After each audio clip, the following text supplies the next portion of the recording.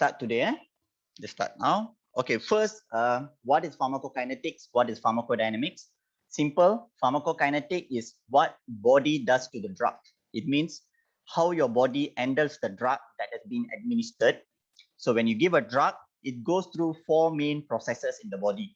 First, absorption, distribution, metabolism, and elimination.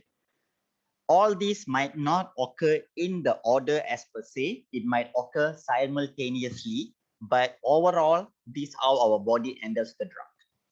Pharmacodynamics is what the drug does to the body. Once the drug has been absorbed and is being distributed, before it's being eliminated from our body, what are the biological outcomes that has been brought upon by the drug? So what we want to know is the effect of the drug versus the toxicity of the drug.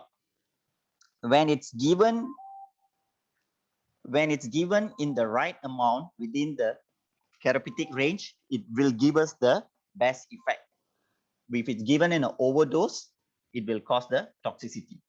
So we have to find the balance between the efficacy and the toxicity. So when a drug is being administered, it can be any route, either oral, IV, intramuscular, subcutaneous, whatever route is it. Eventually, it will reach our systemic circulation, where it will undergo a distribution to various tissue based on the plasma protein binding, lipophilicity, and the volume of distribution. All this we'll talk again later. And it will undergo a metabolism within the meantime, and also it will get excreted at the end after being metabolized. It can get excreted unchanged, or it can get excreted as a metabolite. This is your pharmacokinetics. Pharmacodynamic will be once the drug reaches the effect site or the target site, it will exceed its pharmacological effect. So it can be a clinical response, as I mentioned. In the right amount, it will cause an efficacy. In an overdose, it will cause toxicity. This is just a repetition. The drug dose given, the drug concentration in blood. We might give a certain dose, but the dose that reaches the blood differs. That's where the bioavailability concept comes in. And the drug that reaches the target site also differs. And the effect caused upon by the drug and how our body reacts to the drug.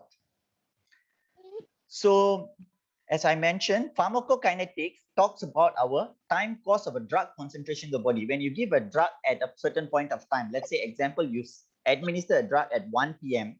and according to its half-life and metabolism, it will be excreted at 5 p.m. During this duration, how the body handles the drug. Pharmacodynamics will be the given concentration bringing upon the effect. So the concentration effect relationship. When you put upon PK and PD, the dose effect relationship, you will get it. So you look at it, pharmacokinetic, the concentration versus time.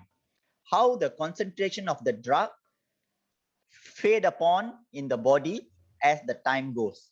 And a pharmacodynamic is from the beginning, from the administration of the drug dose, how it bring upon the effect in the body up to a certain level, then it will comes down as well, dip upon. So when you put these two, you will get a effect versus time graph, which is like this.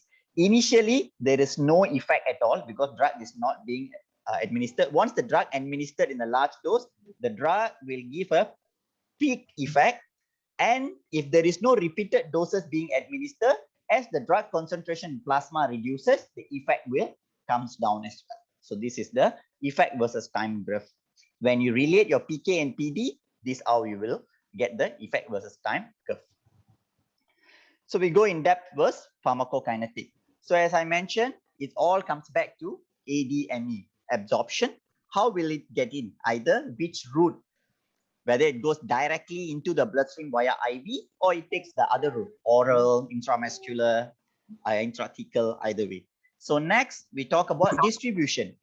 From the absorption side, from the administration side, where does it go? How does it go? Where does it distribute? Then, can others please mute? Okay. Metabolism is where the drugs being metabolized, either in the liver mainly, or it can be metabolized in other area as well, in bile, renal as well. And finally, excretion. It goes back to these concept again. So absorption is a passage of a drug from site of entry to the target site. So how does it occur? It has to cross the cell membrane to reaches the effect site. So how does it cross the cell membrane? The four main methods: passive diffusion, facilitated diffusion, active transport, and endocytosis. Passive and facilitated diffusions are non-energy dependent. They are passive, no energy required. Active transport, as the name suggests, it requires energy and it goes against the concentration gradient. And endocytosis is for the larger molecule. So we go in details about this. First, we talk about passive diffusion. No energy. The diffusion occurs down the concentration gradient from a higher concentration to a down concentration gradient. So example, intravascular to an intracellular. When a drug already reaches the intravascular compartment, the concentration obviously is higher there. Within the cell cytoplasm, the concentration is lower. So it will go from intravascular to intracellular.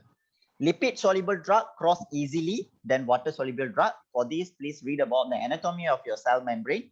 It is a lipophilic outside, hydrophilic inside, right? So please go and read about your anatomy of your cell layer, which is a phospholipid bilayer. Okay, hydrophilic outside, lipophilic inside. Sorry, the lipid soluble drugs can easily cross rather than the water soluble drug. Water soluble drugs move via either pores or channels, either the channels like ligand or voltage gated ion channels. Example would be acetylcholine receptor. Okay. Next, unionized form of drugs, which will be more lipid soluble. They can cross easily. This works for your local anesthetics. Okay.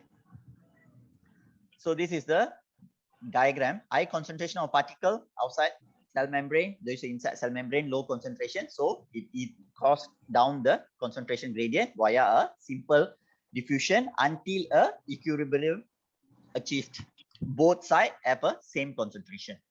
Next, we go to facilitated diffusion. Passive transport, there is no energy needed as well. Down the concentration gradient, but since it's facilitated, it occurs at a faster rate. It usually for a larger molecule. A smaller molecule, lipophilic, will usually cross by passive diffusion. Larger molecule will need a carrier protein or transport protein. Example, glucose, steroids, or amino acids. So if you look at it, facilitated high concentration of particles here, they use a carrier protein here, that diffusion by channel protein until this against the same high concentration, low concentration. Once the equilibrium achieved, it stops. So either it's a channel protein or carrier protein. Okay, it can be either opening and close or constantly open.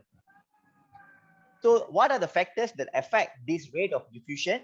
It goes by Fick's law of diffusion. So the rate of diffusion is based on your concentration gradient. As I mentioned, your diffusion goes from the higher concentration to lower concentration. At one area, higher the concentration, faster the diffusion until the equilibrium achieved. Surface area, the surface area involved in the diffusion. If there is a higher surface area for a diffusion to occur, so the diffusion will be faster. Lipid solubility. So all these are directly proportional to the rate of diffusion. Okay, and inversely proportional will be molecular weight. Larger the molecule, slower the rate of diffusion, and X is distance travel, the thickness of your molecule cell membrane. The thicker the cell membrane, slower the rate of diffusion. So there are a few other things you can add on to the Fick's law of diffusion, which is the solubility depends on, which I mentioned here, lipid. They only mention about lipid solubility. Actually, further a few other factors also affect the solubility, as in how easily the drug can cross the cell membrane. Depends on your plasma protein binding. If the drug is highly protein bound, plasma protein bound, then it's not easily can cross the cell membrane. Lipid solubility, as I mentioned, higher lipid soluble, easier crossing. And ionization, ionized molecule unable to cross the cell membrane easily. Unionized molecule will cross easily. and additives, like whenever we want to change the pKa of the environment, so to change the ultimately the ionized or unionized state of the drug. Then surface area, concentration or pressure gradient. Pressure gradient is mainly for water. Okay, water there is no concentration, is based on the hydrostatic pressure. That's why I put it here as well. Water molecule, molecular weight and membrane thickness, as I mentioned earlier. So next we go to active transport. Active transport is energy required, ATP, against the concentration gradient. That's why the energy is required. Sodium, the very classic example will be sodium potassium ATPase pump. It's a direct energy dependent pump. So what happens is when ATP is hydrolyzed to ADP, diphosphate, from triphosphate to diphosphate, the high energy phosphate bond is lost, releasing the energy. So active transport can be primary versus secondary. This is quite commonly asked in MCQs. So you have to know the difference between primary and secondary. We'll discuss it. And active transport can be antipod, means there are bidirectional. One drug has been, one ion or one molecule has been pushed in, one been pushed out, like a sodium potassium pump. Sodium goes in, potassium comes out. Versus sympod or co-transport, both molecules go in the same direction. Either they go in an opposite direction or same direction. So this is active transport using an ATPase pump. So when we see here, cytoplasmic sodium binds to the sodium potassium pump. This is your extracellular, this is your intracellular. Sodium is an extracellular cation, I in extracellular, while potassium is your intracellular cation, I in intracellular. So the moment, excuse me, everyone else, can you please mute? Okay. So when the sodium binding stimulates the phosphorylation by the ATP. So phosphorylation means phosphate release lah. The phosphorylation causes the protein to change its conformation, expelling sodium to the outside. Okay. This causes sodium to the outside. Then extracellular K plus binds the protein, triggering the release of phosphate group. Loss of the phosphate restores the protein original conformation, and K plus is released, and sodium sites are receptive again. The cycle repeats. Okay, so this is how the things happens. So we have a primary versus secondary active transport.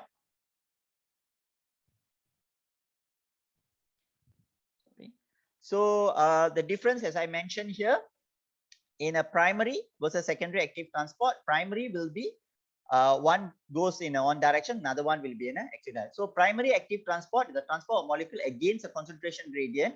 Both are same. Secondary active transport two different molecules activate the transport membrane using energy. The other forms than ATP. Okay. The primary uses mainly ATP. Secondary uses other forms other than ATP. In a primary active transport, single molecule is transported. Here, two types of molecules transported at the same time in the same direction. The main thing we have to remember is transmembrane proteins are unique to the ion transported through them. Sympods and antipods are two types of transmembrane protein. You all can read these again later. Okay, the differences between primary versus secondary active transport, asked in MCQ sometime. Okay, just a recap. As we mentioned, oxygen passive diffusion, sodium goes through a ligand gated voltage gated ion channel. Glucose goes through a facilitated diffusion using a carrier protein, and active transport against a concentration gradient with input of energy. Okay, just a recap here. Okay, last will be endocytosis. Endocytosis is for a very large molecule that cannot cross through cell membrane channel or pores or via a carrier protein. It's too big to be transported via a carrier protein as well. So what happens is, these molecules are engulfed by the cell membrane, then released inside the cytoplasm. So endocytosis can happen for a phagocytosis for a larger solid particle, or it can cause pinocytosis for a smaller particle, or it can use also a receptor mediated endocytosis, means the molecule attached to a receptor first, then they have been phagocytized, they're being endocytosed into the cytoplasm. Okay, so just simple things. All this can be read upon in books with the examples later. So next we come to the concept of bioavailability. The moment absorption occurs, we need to know how much of the drug that being administered have reaches the systemic circulation. So the definition of a bioavailability is fraction of a drug dose reaching the systemic circulation compared with the same dose given via IV. Okay, fraction of a drug dose reaching the systemic circulation compared with the same dose given via IV. So when a drug is given via IV, it reaches your systemic circulation directly. So the plasma drug concentration will be 100% in the bloodstream. Let's say, for example, we give 1 gram of a drug, okay, 1000 milligram. So via IV, intravascular, it reaches your blood directly. So the concentration will be 100%. You give 1 milligram or 1 gram, it reaches the blood 1 gram. And over the time, as the drug being distributed and metabolized and excreted, the concentration of the drug will come down. So AUC, area under the curve of the IV, is 100%. So we compared with the IV. So AUC over IV always will be 100%. Next, we compare with the oral. A drug be given via oral, initially the concentration in the intravenous is 0. Systemic circulation, you haven't reaches the systemic circulation, yes. When we given via oral, it has to go through your digestive system, pass through a first pass metabolism, enterohepatic circulation, undergoes a metabolism and excretion there, and then reaches your systemic circulation, and over the time it get excreted as well. So it will never reach the same bioavailability as your IV. So your AUC oral will be lower here, unless that drug has a very good absorption in the gastric system. Then their bioavailability will be higher or almost equivalent to the intravenous administration. So when you want to find out bioavailability of a drug that is administered other than the form of IV, you have to find out AUC of that drug divided by the AUC of your IV. Okay. So factors that affects the bioavailability depends on your, sorry, this is 1, 2, 3, and 4. So one will be preparation, the pharmaceutical preparation, how the drug has been prepared by the pharmaceutical company.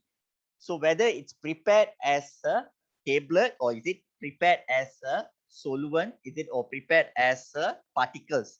If the particles are large, so it will take time for it to get absorbed, and then it will reaches the systemic circulation slower. Or if the drug has been coated with the binding agents to prevent the dissolution of the drug in the stomach to increase the duration, so that causes absorption to be slower as well. Next, number 2 will be the physiochemical interactions. It means these are the drug-drug interaction.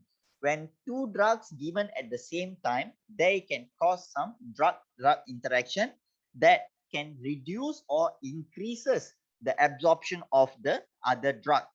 And also because of the drug interaction causing enzyme induction or enzyme inhibitor. This is the hepatic enzymes when I'm talking about cytochrome P450. If a drug A is being administered with drug B, and drug A is dependent on cytochrome P450 into metabolism, if the drug B increases the enzyme activity, and drug A action will be reduced. So that is another reason. Patient factor, based on patients absorption in the digestive tract, whether they have any malabsorption issues like a celiac disease, or they have any gastric stasis that causes the delayed absorption. Finally will be the pharmacokinetic interaction and first pass metabolism. So every drug that given through your oral mostly will go through your enterohepatic circulation. From the gut, they go through a hepatic circulation before they being released into the systemic circulation again. So there we have to talk about the hepatic extraction ratio, how much of the drug is being extracted by the liver during the first pass metabolism. This depends on 3 factors: the hepatic blood flow, hepatic uptake of the drug into the hepatocyte, the liver cells, and the hepatic enzyme action. So please go and read about this Michaelis constant. Michaelis constant is describing the enzyme activity, so which is the concentration of the substrate at which is working at 50% of its maximum rate. So please go and read about it. It's quite, if you want to talk, it will take some time. Okay. And then you have to know few examples for drug that has a high hepatocyte uptake, and those who have a low hepatocyte uptake, and those who have a high metabolic activity. Like few drugs like propofol and lidocaine, they have a very high hepatocyte uptake, and they have a very high metabolic capacity as well. But like drugs like phenytoin and diazepam, they have a very low metabolic capacity. The importance of this is because of two things. One is the efficacy. When a drug have a very high metabolic capacity and high hepatocyte uptake, their efficacy will be reduced. It means they will be metabolized faster by the liver, so their duration of action will be shorter.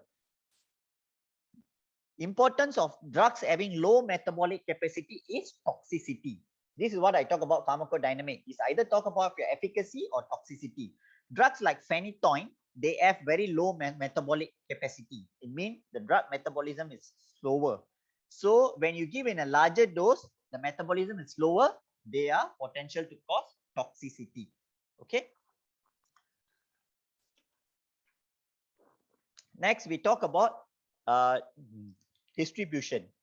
When a drug is given, doesn't matter what route, ultimately it reaches your systemic circulation, or IV directly reaches your systemic circulation. From the systemic circulation, which we call as a central compartment, from there it will go to multiple sites.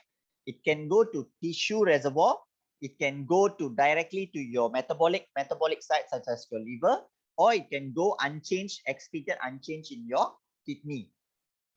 So different sites in the tissue have a different uptake. Like we have tissues such as fat.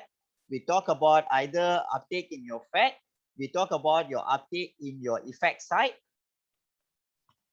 And also we talk about the uptake in your vascular rich areas.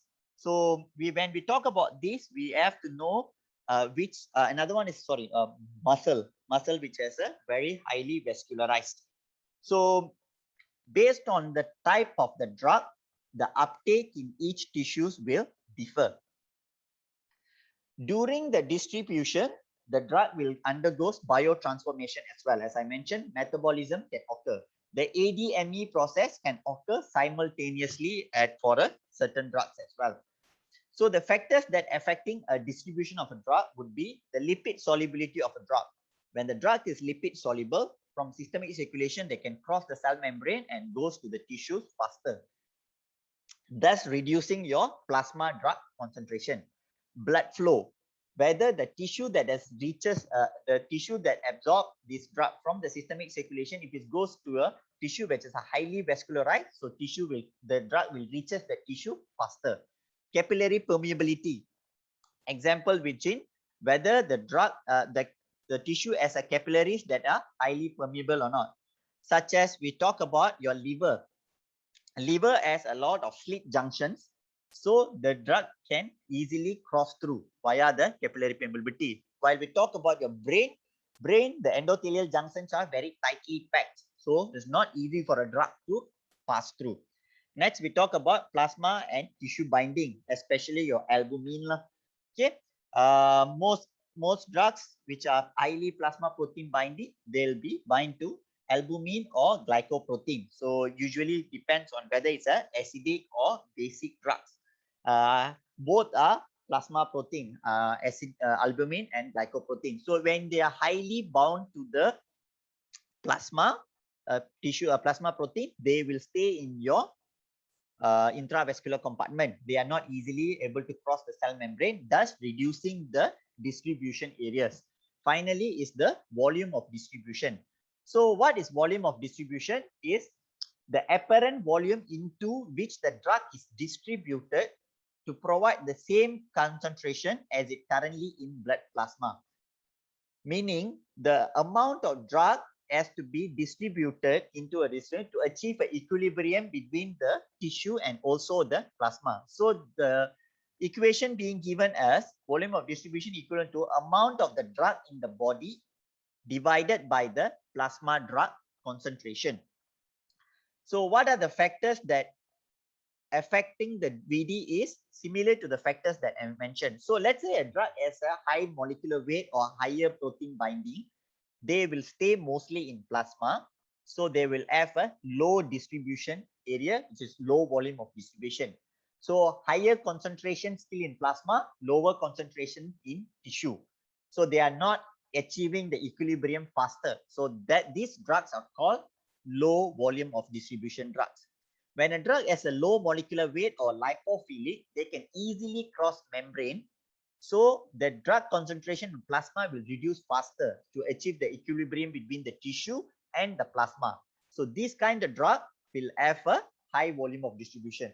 So drugs with high volume of distribution achieve the equilibrium between the plasma concentration and tissue concentration faster compared to those with low volume distribution. What is the importance of it is drugs with large volume of distribution will be given in a larger loading dose to achieve the adequate plasma concentration because they are distributed to multiple sites faster. So the effect site might not get it adequately. To achieve adequate plasma concentration, you have to give a larger loading dose. So next we go to elimination.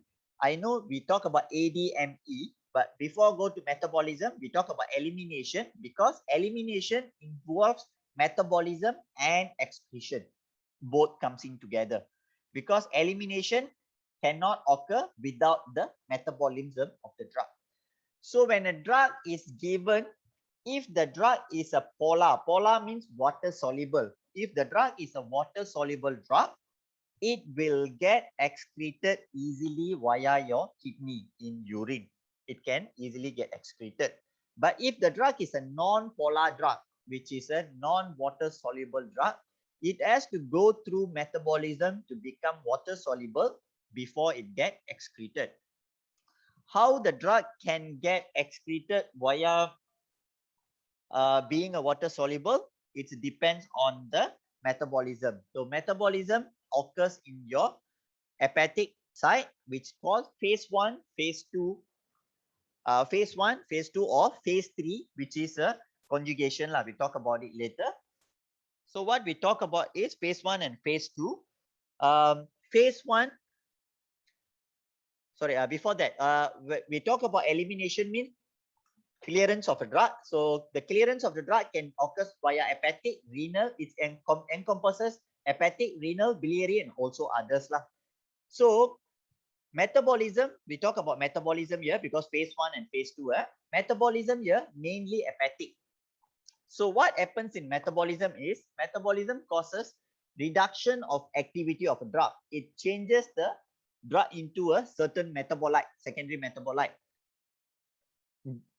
Most of the drug activity or potency of the drug comes down after the metabolism. But in some drugs, this metabolism can increases their activity or their potency. These drugs are called prodrug. Okay, prodrug, their activity will get enhanced after the metabolism, such as one of the common examples, the enalapril AC inhibitors. So metabolism also changes the drug into water soluble form for easy excretion, as I mentioned earlier. So what are the metabolism that we are talking about? We are mainly talk about your hepatic metabolism. Hepatic metabolism are phase 1, phase 2. So these are just a recap of this. You all can look at it again. Okay, all four things are absorption, distribution. At the same time, metabolism occurs at the same place, and also elimination, unchanged drug or metabolite. So when a drug is being given, it reaches the liver. So it goes through a phase 1 reaction. Phase 1 reaction is either oxidation, reduction, or hydrolysis. So it can be either oxidation, reduction, or hydrolysis. Or it goes to a phase 2 reaction, which is mostly a conjugation reaction. Okay, so and it then eliminated from the body. Phase 1 and phase 2 sometimes can cause active metabolite, as I mentioned in the case of a prodrug. or it can go to a toxic metabolite. So depends. In PCM, in a patient with a depleted glutathione, they can end up in a toxic metabolite as well. That's an example. So phase 1, a lipophilic drug. Lipophilic drug means a non-polar drug lah. Okay. Lipophilic drug mean a non-polar drug, which is a non-water soluble drug. Will undergo either oxidation, hydrolysis, or reduction to become a water soluble hydrophilic drug before it get excreted. So these reactions, phase 1 reactions, are mostly executed by cytochrome P450 enzyme system. So very important, cytochrome P450 enzyme system. There are lots of examples of cytochrome P450 system enzyme, but you don't have to memorize all. You can look through in books, either TPAC or anything. Try to remember the 1 or 2 most common that involve our most anesthetic drugs. Okay. Such as I can remember, the one that we can mostly remember is cytochrome P450, CREA45, and cytochrome P450D6, I think. I'm not really sure. Please look into the books. So next, those drugs that not being changed into polar molecule, which is a water soluble molecule via the phase 1, will have to go through a phase 2 reaction, become a polar molecule. So phase 2 reaction increases, adding a polar group, a polar molecule to the drug, making it a water soluble drug. So what are the 4 reactions that can happen in your phase 2 is either glutathione conjugation, acetalization, sulfation, or glucuronidation. There are 4 different reactions that can occur in phase 2. The ultimate aim, again, to make the drug into a water-soluble molecule. Phase 2 reaction, once it's added a polar molecule, these drugs cannot diffuse across the cell membrane and excreted. The idea of it changing to a water-soluble, again, goes back to your diffusion, fixed law of diffusion. Lipid-soluble drug can easily diffuse across into the cell and get reabsorbed. But we want to eliminate this drug. We don't want them to get reabsorbed. So that's why they are changing into a polar water-soluble molecule.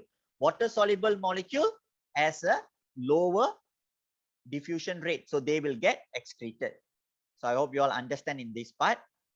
So next concept in elimination will be whether the elimination occur at a 0 order or first order kinetics. It means how the elimination occurs. Does it occurs at a constant fraction of drug being eliminated per unit time or constant amount of drug being eliminated per unit time?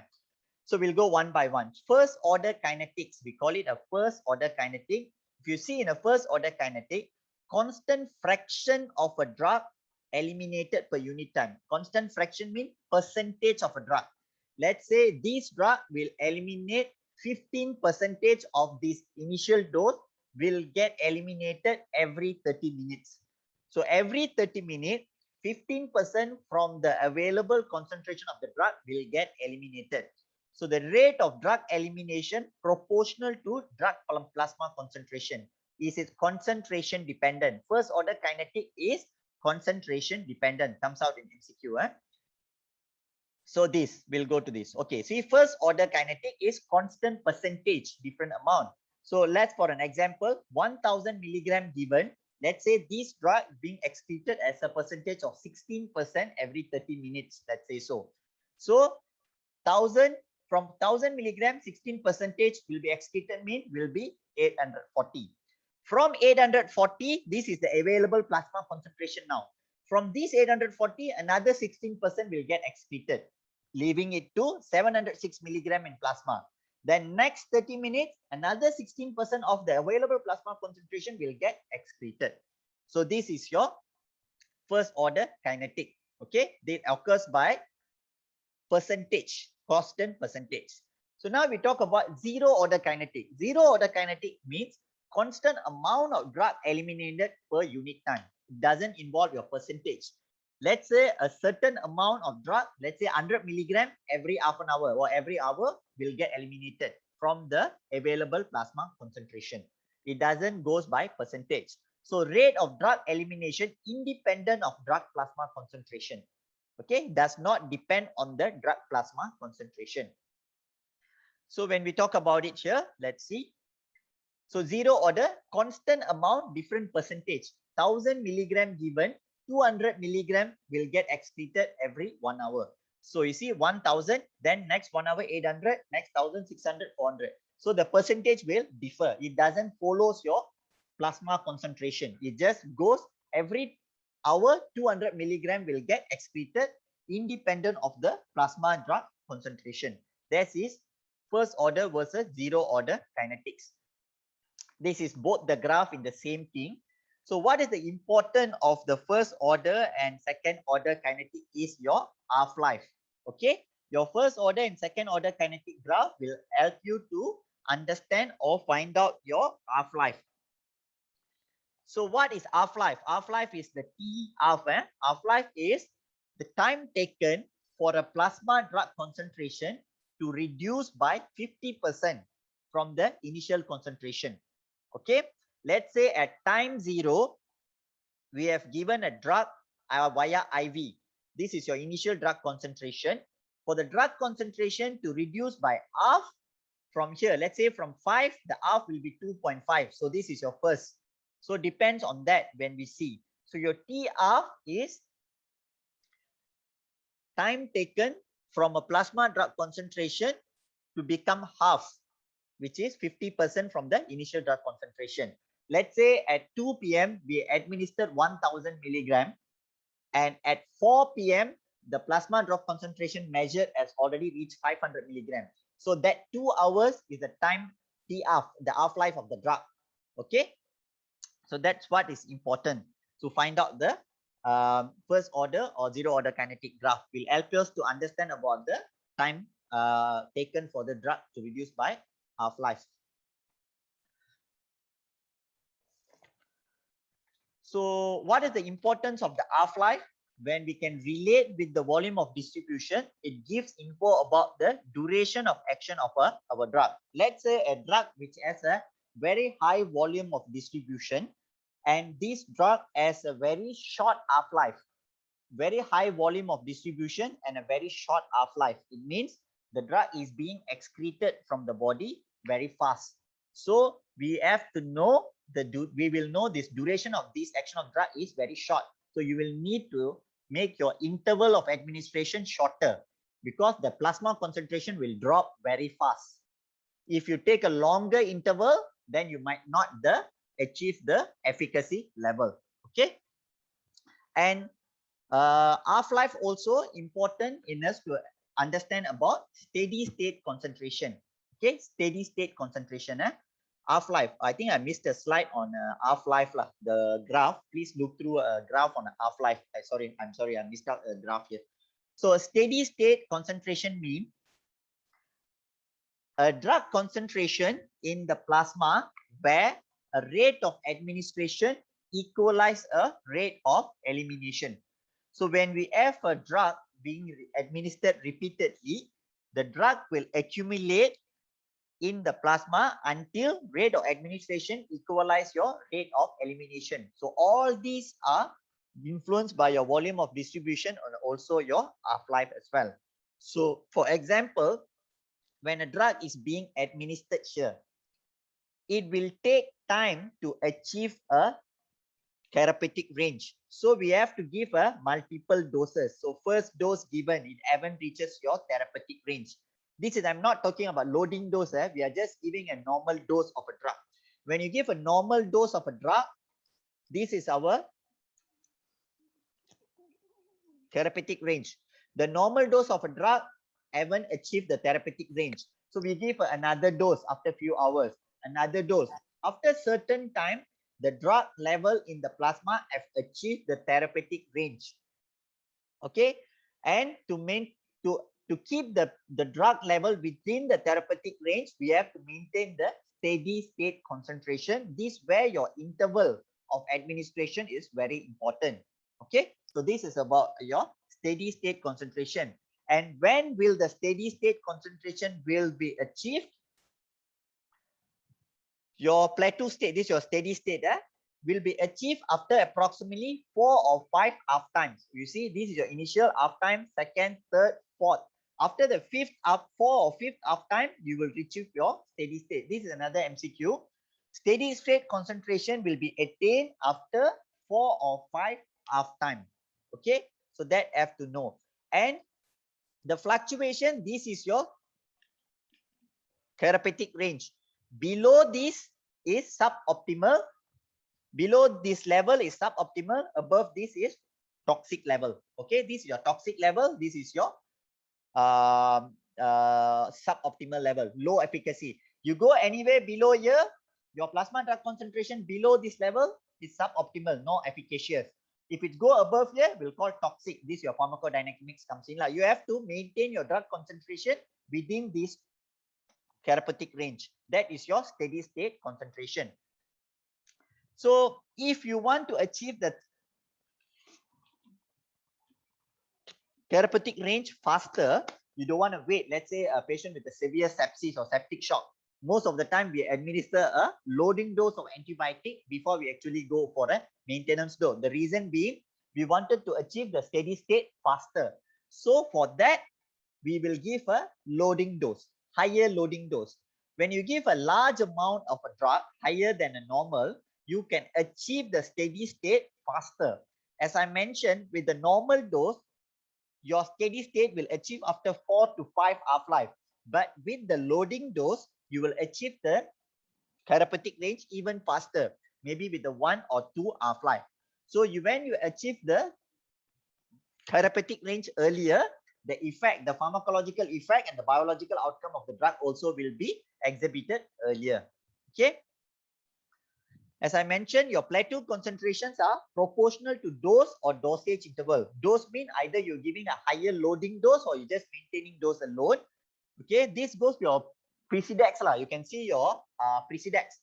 For some hospital, we use Presidex. We give a loading dose, then only we continue your maintenance dose. Some hospital, they don't use the loading dose. They only use maintenance dose. Why the importance being, when you give a loading dose of Presidex, it sometimes achieves higher than the therapeutic range, even though it goes by body weight. We usually follow the dose by the body loading dose for 10 minutes for the by the body weight. Sometimes it achieves more than supposedly above the therapeutic range, where it causes the adverse effect, toxic, where a patient goes into bradycardia. Okay, in a severely septic patient or ill patient, we cannot predict the metabolism or the distribution of drug well. So that's why the toxic effect occurs. That's why in many hospitals, in some hospitals, sorry, not many, some hospitals, they prefer to start with a higher maintenance dose rather than giving a loading dose. So to minimize the potential toxic effect of the drug. By giving a higher maintenance than supposed, you're trying to achieve the steady state earlier as well to achieve the therapeutic range. And it's proportional to half time. As I mentioned, it's based on the half time. So when you look at it, when you have a constant infusion of a drug, you look at this red line first. Constant infusion of a drug without a loading dose, it will take long to achieve the therapeutic range, the steady state concentration. When you have an intermittent bolus dose, initial intermittent bolus dose, you are not maintaining the constant infusion, the drug level in plasma comes down. Then you give another administration, another dose, then it goes up a little more. Then it comes down, then it loads. So it takes time to achieve the steady state concentration. As I mentioned, 4 to 5 half-life. But if you have an initial loading dose followed by intermittent dose, as I mentioned for antibiotic, your initial loading dose goes high. You already achieve a very high therapeutic concentration. Then you're maintaining at the same level. Within the therapeutic range, it is very efficacious. Below that is ineffective. Above the therapeutic range will be toxic.